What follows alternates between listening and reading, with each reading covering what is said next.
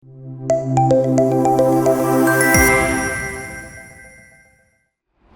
am Donnie Payne. I am the new CEO for CSPD Healthcare Solutions, which was once known as CSPD Consults.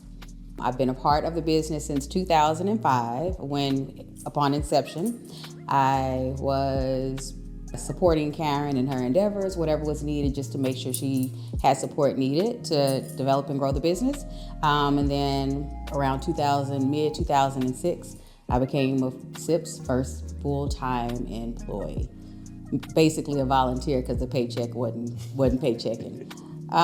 So in the beginning, and very humble beginnings, I will say, we really were like, you know what, if we had like 20 leadership people or 30 or so people, we could really do this and everybody would be good. But as requests continued to grow and demand, we were like just running after that, always trying to meet what the clients needed and then providing service lines according to that. So this was not the thought, we didn't even have the idea or the goal of even having 50 people out. And now to have hundreds of employees in the field is a blessing in itself. And then as customer demand and with every business, you just kind of roll with it and then see how you can better serve your clients. And that's how this facility came about. We needed to better serve our clients here in the Metroplex because as they're over capacity or without real estate, if something goes down, if there's an emergency, we want to make sure we were able to support them to make sure they were still able to meet case volume from day to day.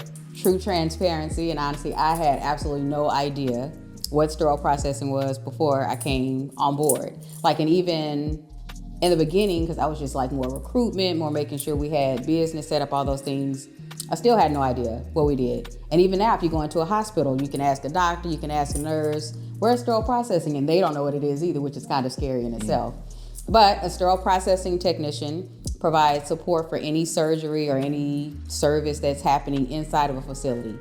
Nothing happens without a technician preparing what they call cases. So a tray, all the instruments, so people knows what a scalpel is. So all those scalpels, things of that nature, we make sure it's cleaned, placed, and laid out in order for them to be able to provide a scheduled surgery for whoever is in need.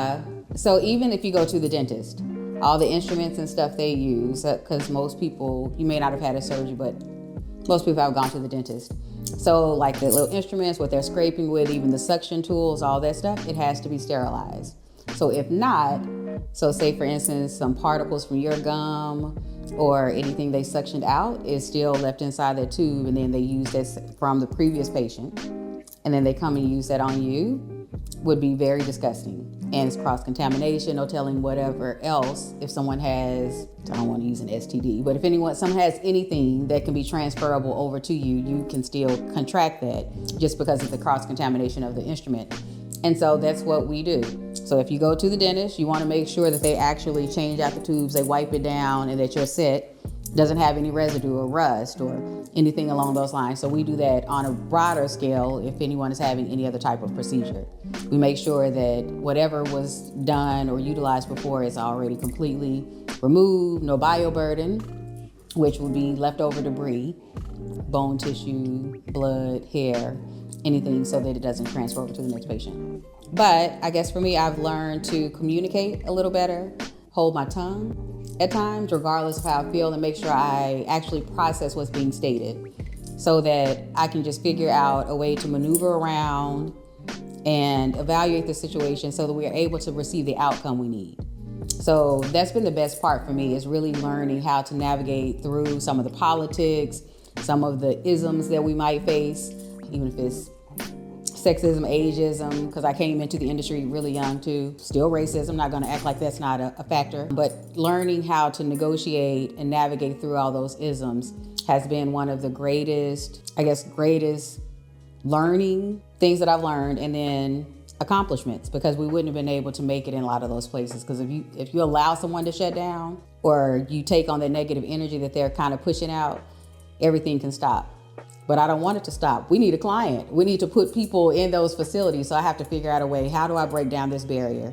How am I able to communicate? So that's been the best part for me, learning how to navigate and work through those scenarios.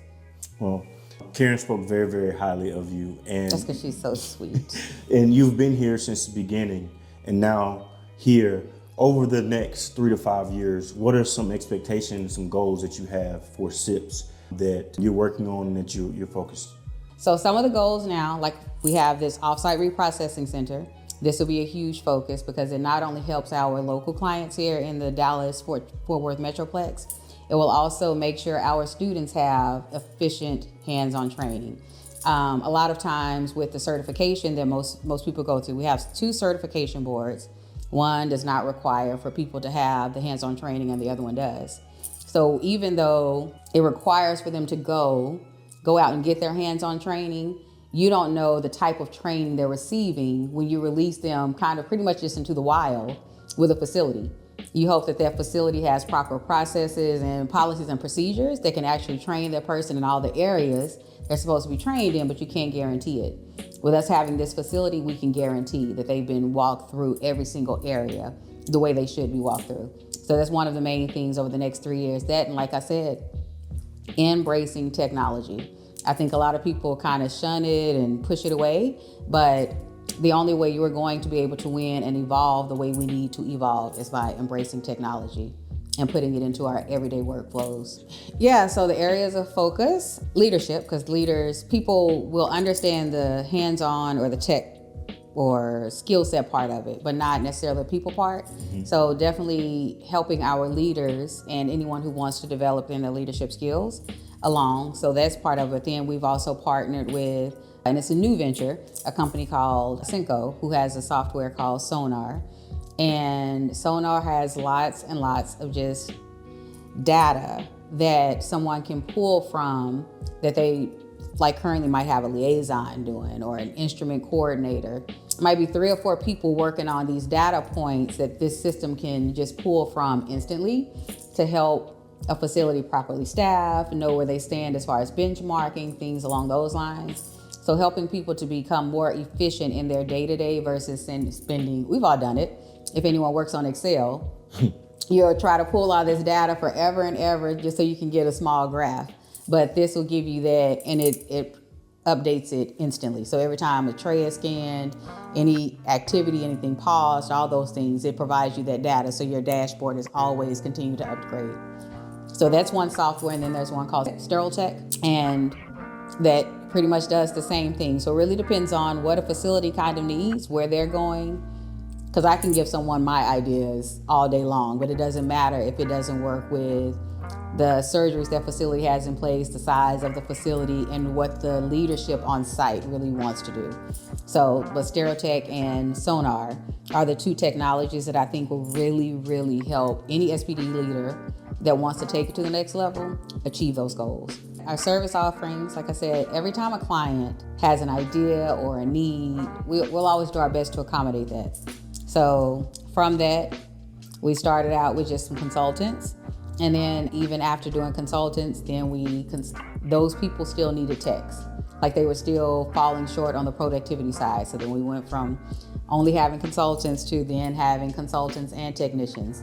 Then we found out that you can't have that gap. It can't just be a director in the department and technicians. Now we need educators. So we offered educators. And then from there, the educators started to become overwhelmed being in the day-to-day and kind of supporting training based on incidents in the department. So from there, then we added on the component of the certification prep course. So with the certification prep course, anyone can go on site and then they can be more knowledgeable or learn more knowledge about what they're doing, their day-to-day, the expectations, even the background and knowledge of why they do what they're doing versus just doing to do. So it became the certification prep course. Then with the certification prep course really led to this because that becomes so cumbersome. With a lot of people retiring in our current space, there's a need to bring people in. So we were able to really focus on the certification prep for a while. And then with the certification prep course, there came the gap of sending them out to facilities that were inefficient themselves. So if we're sending them out after them becoming certified for the actual hands-on training, then they're not gaining the knowledge that they needed. So then we decided to roll out this, which is now the offsite reprocessing center. so they can receive their hands-on training.